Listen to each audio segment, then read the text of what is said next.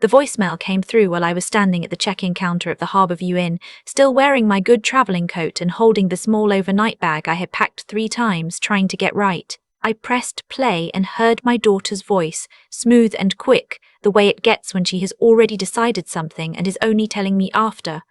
"Mum, we had to give your room to Aunt Patricia.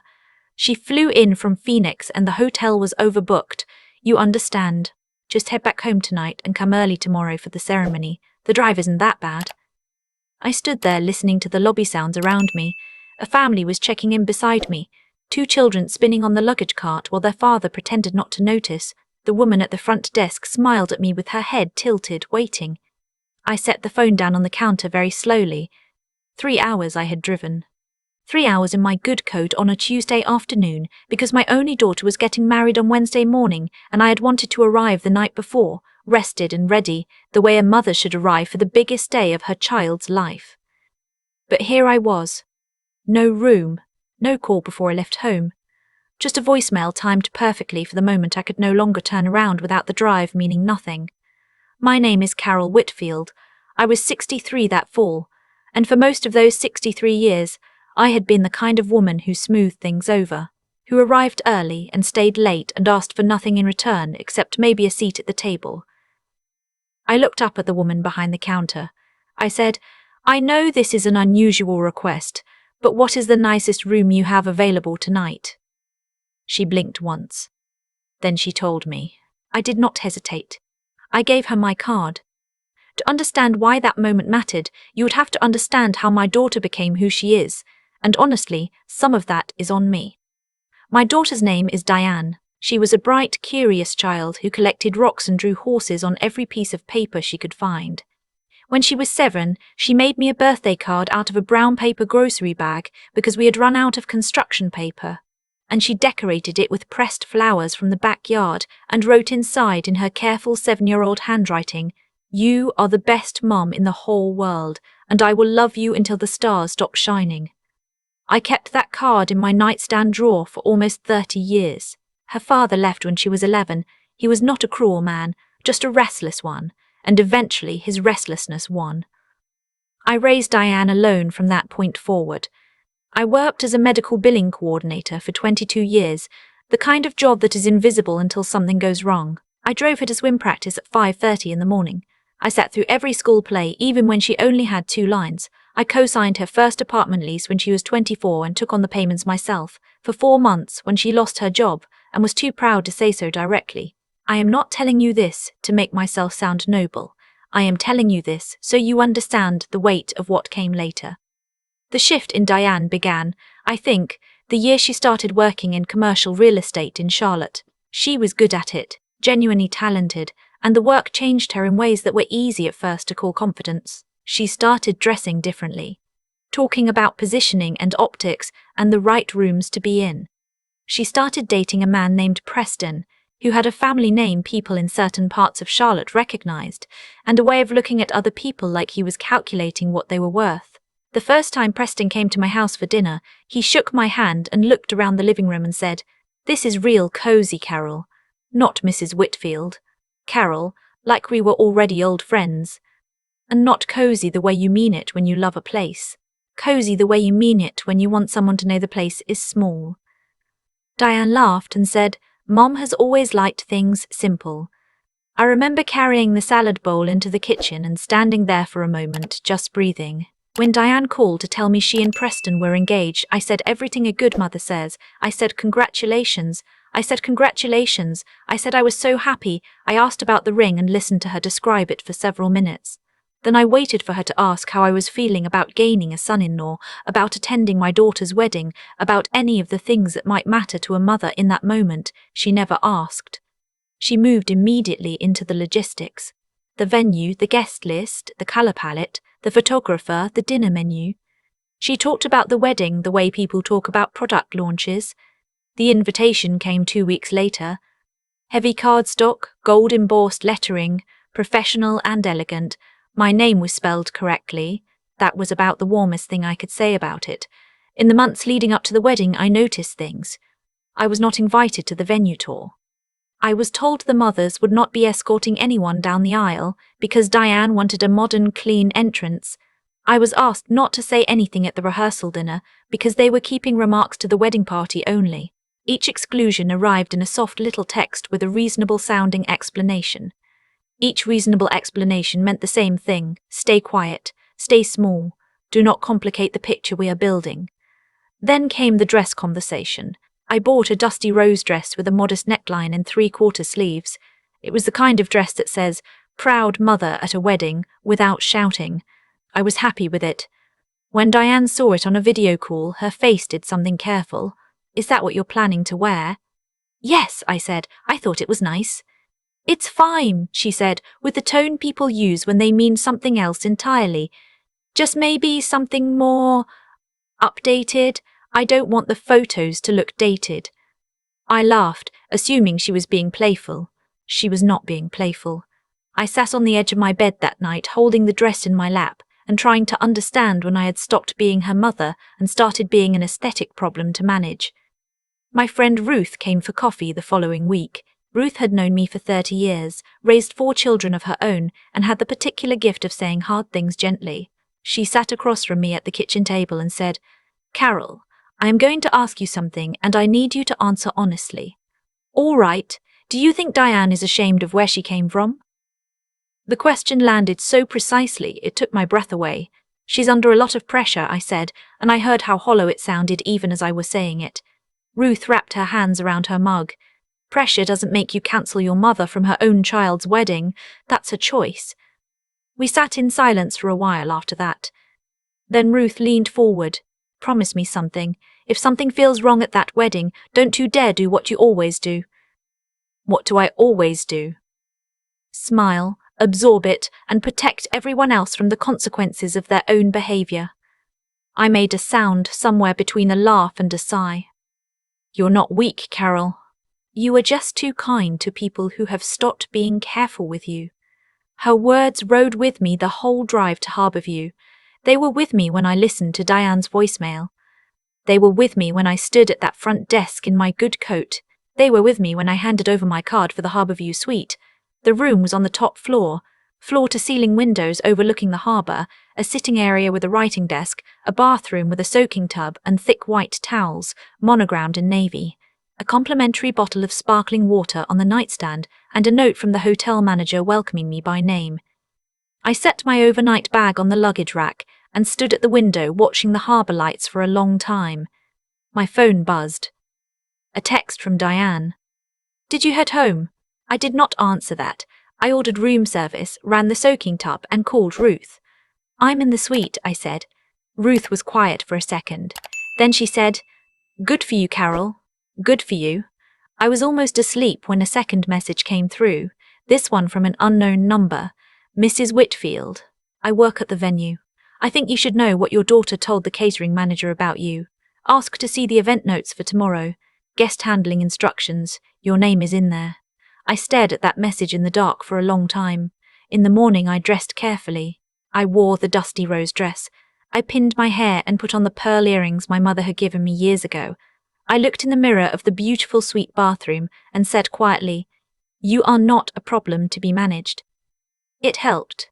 A little. The venue was a restored waterfront estate called Belmore House, the kind of place with white columns and a bricked garden path, and the particular smell of old money and fresh flowers. I arrived early, which was my intention. I asked to speak with the event coordinator. Her name was Joy, and she was young and efficient and clearly under a great deal of stress already at 9 in the morning. I said, "I understand you have event notes for today's ceremony. I'd like to look at the guest handling instructions, specifically anything related to my name." Joy's expression shifted in a way that told me everything, before she said a word. "I'm not sure that's—" "I am the mother of the bride," I said calmly. "Please."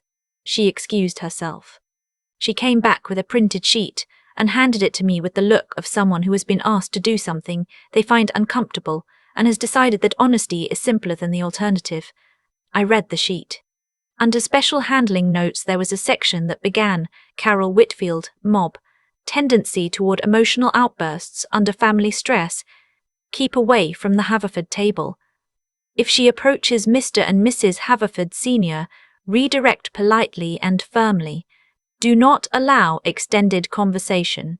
If she becomes agitated, notify Preston's assistant Marcus immediately. The Haverfords. Preston's parents. Old Charlotte money, the kind that comes with a family foundation and a wing named after them at a hospital. I read the note again, tendency toward emotional outbursts.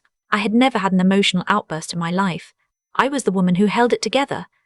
At my husband's departure, at every hard year that followed, at every school play and 5:30 swim practice and silent dinner when Diane came home difficult, and I absorbed it because that was what I did. And now my daughter had described me to a stranger as a woman who could not control herself. Joy was watching me carefully. "Thank you for showing me this," I said. My voice came out steady. I was proud of that. I found a quiet bench in the garden and called Ruth. "They flagged me," I told her. "The event notes say I have emotional outbursts and need to be kept away from Preston's parents." Ruth's silence had a very specific texture. Then she said, "Why his parents? What are they worried you'll say?" That question hit me like cold water. Why his parents specifically? Not Preston, not the wedding party, not random guests. His parents. The elder Haverfords, who were, from what Diane had told me over the past year, the ones bankrolling the new property development company she and Preston were launching together. A boutique residential firm, high-end listings, renovation projects, curated luxury living, which was a phrase Diane had used enough times that I had it memorized. I thought about the things I knew about Diane that were true and inconvenient. I knew she had filed for personal bankruptcy quietly at 26 before she rebuilt her credit. I knew she had walked away from a business partnership at 29 that ended badly, and that the other partner had threatened a lawsuit before ultimately settling. I knew she had borrowed $11,000 from me across 2 years and repaid 9 of it, and that we had never directly discussed the remaining 2, and that I had let that silence exist because I loved her more than I needed the money. None of those things were crimes. None of them were shameful, truly. They were the ordinary difficult history of a person who had stumbled and gotten back up. But they were not the history of the polished self-made success story that Preston's family appeared to have been sold. The unknown number texted again. The Haverfords paid for the wedding. They are also the anchor investors in Belmore Properties, LLC, Diane and Preston's company. The investment was conditioned on the marriage. There is a signing scheduled for 4 o'clock at the estate's private office. I sat very still on that garden bench with the morning light coming through the magnolia leaves overhead. A wedding and a business deal in the same afternoon. My daughter and her fiancé had merged the two so completely that one was supposed to validate the other, and I was the variable that didn't fit their presentation. Ruth called back before I could process everything. "Carol," she said, "I did a little digging. Belmore Properties filed their LLC papers 3 months ago. One of the listed assets in the founding documents is a property in your name, a rental house you own in Greenville." I felt the world tilt slightly. "That's not possible," I said. "I didn't sign anything. Are you completely sure?" I thought back carefully. About 6 months ago, Diane had come to visit with a stack of what she called paperwork for the accountant and asked me to sign 3 documents while we were having coffee. She talked the whole time she was sliding papers across the table, telling me a story about a difficult client, making me laugh. I had signed. I trusted her. She was my daughter. "She may have included something in there," I said slowly. Ruth's voice went very quiet. "Oh, Carol." I looked down at my hands. Somewhere inside the estate, rehearsal music was starting. I stood up from the bench. My friend Ruth drove 70 miles that morning without my asking. She appeared at the garden gate at 10:45 in a sensible blazer and flat shoes with a folder under her arm, because Ruth was the kind of woman who always arrived with documentation. We sat together in a corner of the estate garden and spread out what we had, the event handling note with my name, the text messages from the unknown number, and Ruth had printed the LLC filing she had found through the state's public business registry, which did in fact list a Greenville property under founding asset contributions. My property, my house that I had rented to a young schoolteacher for the past 4 years, and that represented more than a decade of careful saving. Ruth tapped the page. "She used your asset to help capitalize the company. If she did it without proper authorization, that's not just dishonest, that's a legal problem." I looked toward the estate house. Through an upstairs window, I could see the silhouette of someone in a white dress moving past. She is still my daughter, I said. I know, Ruth said, which is exactly why this matters. At 11, a young man in a vest and earpiece appeared at the garden path. Mrs. Whitfield? He had the careful smile of someone following instructions. Miss Diane asked me to let you know that the family photos will be starting shortly and that your spot will be in the back, I said. He paused. The second row, yes, given the optics, I said. He had the grace to look uncomfortable. I'd like to speak with Mrs. Haverford, I said. Preston's mother. Can you point me toward her? His careful smile thinned. I'm afraid the family is. I'll find her myself. Thank you. Ruth stood up beside me. We walked through the garden toward the main house, and I was aware of how ordinary I must have looked. A 63-year-old woman in a dusty rose dress and pearl earrings, moving through the expensive flowers like I belonged there. Because I did belong there. I was the mother of the bride. That was still true regardless of what the event note said. I found Eleanor Haverford near the garden terrace, a silver-haired woman in a pale blue suit with a kind face and the kind of steady eyes that come from decades of watching people carefully. She was standing slightly apart from the cluster of Preston's relatives, holding a cup of coffee and looking at the water. I walked straight to her. Mrs. Haverford, I said. My name is Carol Whitfield. I'm Diane's mother. She turned and her face opened warmly. Oh, of course. Diane has told us so much about you. She stopped. Something in my expression must have shifted. Has she? I said. There was a brief silence between us. Eleanor Haverford had clearly spent a lifetime reading rooms. She set her coffee cup down on the terrace railing and gave me her full attention. Why don't you tell me what's on your mind? She said quietly. Before I could answer, a hand closed around my elbow from behind. Diane.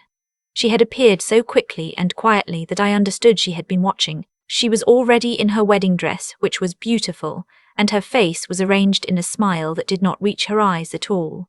Mum, she said, with the warmth of a woman diffusing a situation. There you are. We've been looking everywhere for you. She glanced at Eleanor. I'm so sorry. She gets a little turned around in big venues. Turned around. Eleanor looked at me. I looked at Diane. I'm not turned around, I said clearly. I've been sitting in the garden reading a document that describes me as prone to emotional outbursts, which is interesting because I have never once in my life had an emotional outburst. Diane's grip on my elbow tightened slightly. Eleanor's expression had gone very still. What document? Eleanor asked. The venue's event handling notes, I said, with my name in them. Mom, Diane said, her voice dropping, this is not the time. You said I get turned around, I said. You told this woman I've been looking for you. Neither of those things are true. You wrote instructions to keep me away from the Haverfords, and there is a property in my name attached to your business filing that I did not knowingly authorize. The terrace went quiet. Eleanor Haverford looked slowly from me to my daughter. Diane let go of my elbow. She's misreading everything, she said, and her voice had shifted into the register of someone trying to sound patient while panicking underneath. She gets confused about paperwork. She always has. I've handled her finances for years because she asks me to. That's not true, I said. Mom, please. I have managed my own finances for 40 years, I said. I was not raising my voice. I was being very precise. I worked for 22 years. I raised you alone. I co-signed your first lease, covered your rent for 4 months in 2014 and never mentioned it, and lent you $11,000 across 2 years. I have never asked you to manage anything for me.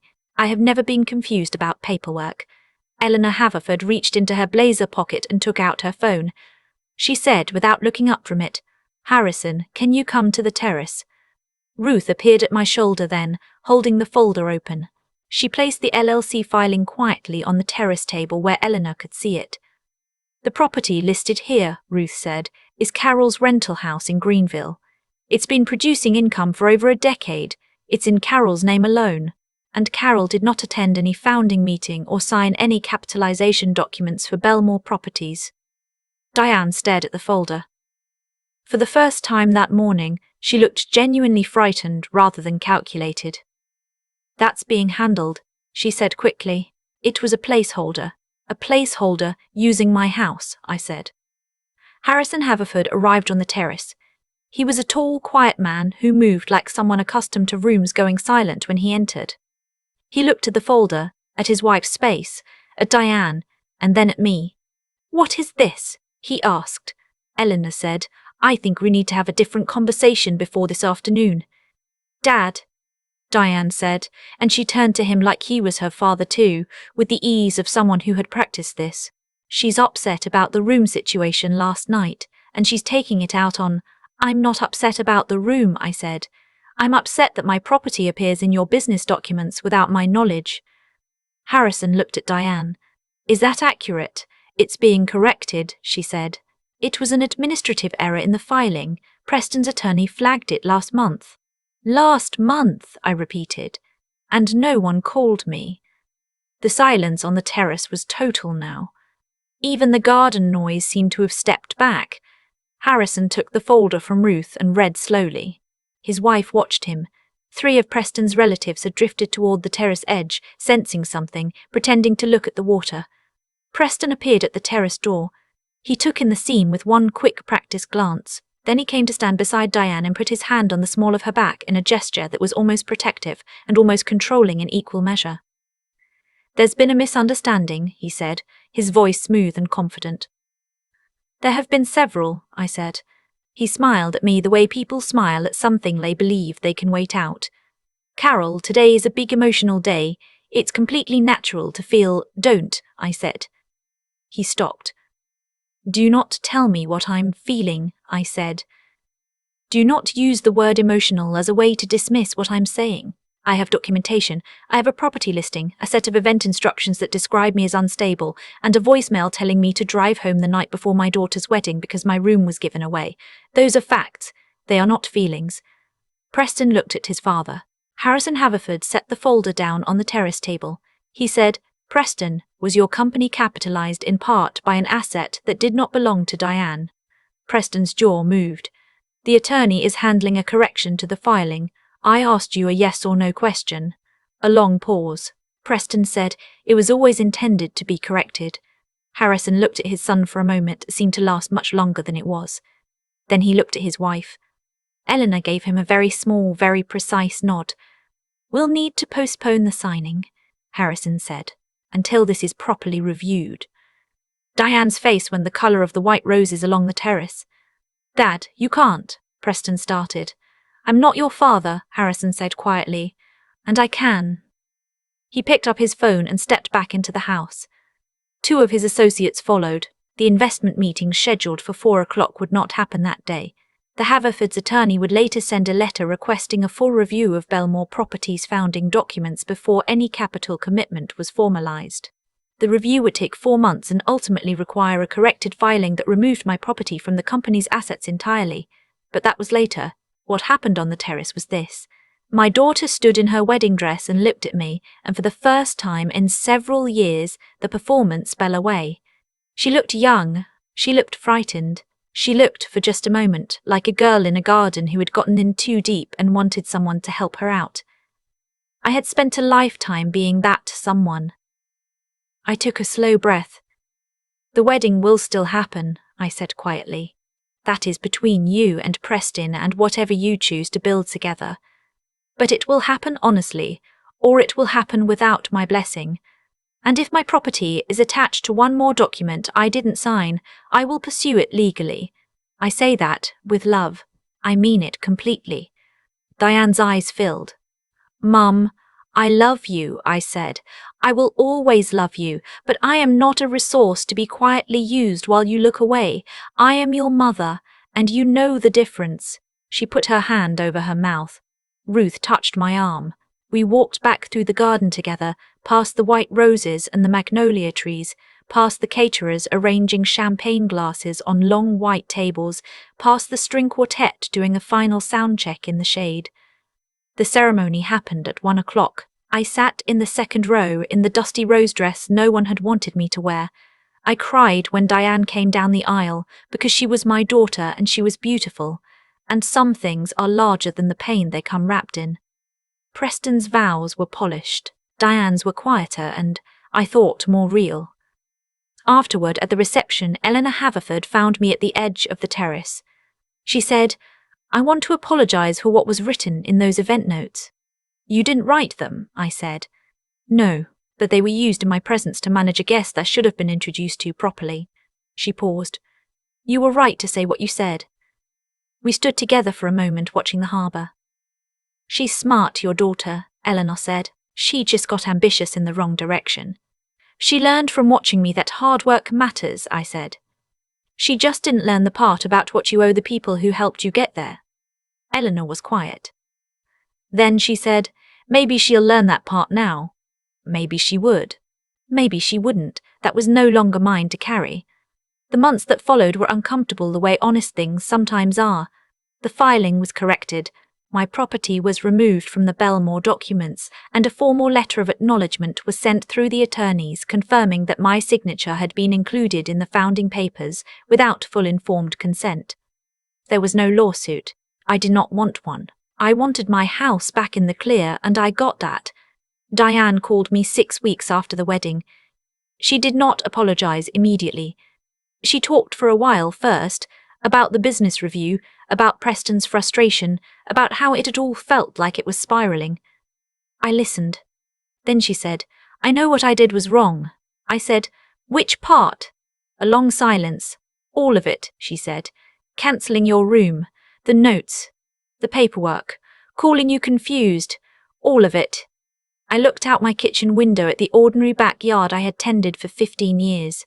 "The thing that hurt most," I said, "was that you were willing to make me look like I was losing my mind so that no one would listen to me."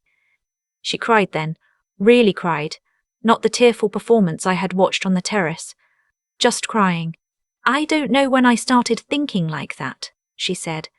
"I do," I said, "and that is the work you have to do. Not with me, with yourself."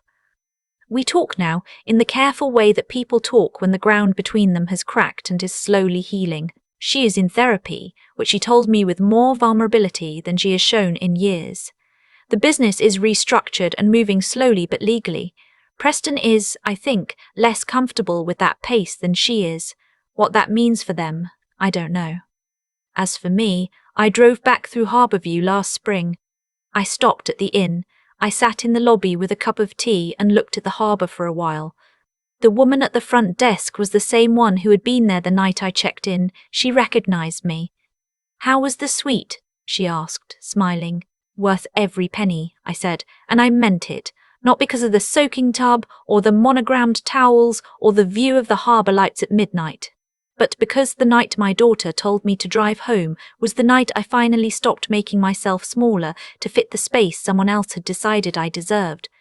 I was 63 years old. I had raised a child alone, managed a household, built a savings, and loved imperfectly but genuinely for my entire adult life. I did not need anyone's permission to take up room, and if you are listening to this and you have been edited, redirected, labelled and quietly moved to the back so that someone else's story looks cleaner, I want you to hear this. Your history is not their liability. Where you came from is not something to be ashamed of, and it is certainly not something to be used. The people who try to bury you are usually standing on ground you helped them build. Stand up. Tell the truth. Let the room change. Now I want to hear from you. Did Carol do the right thing by confronting Diane before the signing, or should she have waited and handled it privately? Leave your answer in the comments, and if this story stayed with you, subscribe for more, because every week we bring you true stories where dignity wins in the end. I have thought a lot about what made that night at the Harbourview different from every other night. I swallowed something that hurt and kept moving. I think it was the timing, not the cruelty of what Diane did, though it was cruel, but the precision of it. The voicemail arrived at the exact moment I could no longer turn around without the drive meaning nothing. That was not carelessness. That was calculation. And when I finally let myself see it clearly, something in me that had been very patient for a very long time stopped being patient. There is a kind of cause and effect that does not announce itself. It builds quietly over years, one small compromise at a time.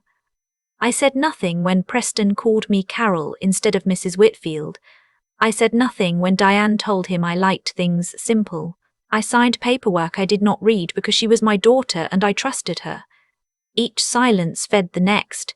Each small act of looking away made the next act of looking away easier, for both of us. I was not just protecting her. I was teaching her, without meaning to, that there was no cost crossing my boundaries. That lesson nearly cost me my home. What I learned that fall is that integrity is not a feeling. It is a decision you make before you are ready, usually in a lobby, usually in a good coat, usually when every instinct is telling you to smooth things over and get through the day. Diane had intelligence, she had drive, she had ambition sharp enough to build a real future, but she had disconnected those qualities from the foundation that makes them mean something, which is the willingness to deal honestly with the people you owe the most to.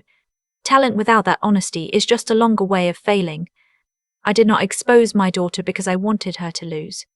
I exposed the situation because continuing to protect it would have cost us both more than one awkward afternoon on a terrace. The investment deal falling through was not her punishment. It was the natural weight of a structure built on things that were not true. When you build on borrowed ground, eventually the owner shows up. I was the owner. The hardest part of that day was not confronting her. The hardest part was staying steady in the moment when she looked young and frightened, and I felt every instinct I had pulling me toward comfort and cover. Strength is not the absence of that pull. It is knowing the difference between protecting someone and enabling them to keep hurting both of you. I am still her mother. I will always be her mother. But motherhood does not mean infinite silence. It means loving someone enough to be honest even when honesty is the harder gift. If something in this story sounds familiar to you, I hope you take this with you. The years you spent, the work you did, the sacrifices no one saw, those are not weaknesses, they are not liabilities, they are yours. No one has the right to build their future on your history without your full knowledge and your full consent, not a stranger, not a child you raised alone, no one. Stand in your worth, it was always there. Sometimes you just have to stop stepping aside long enough to see it.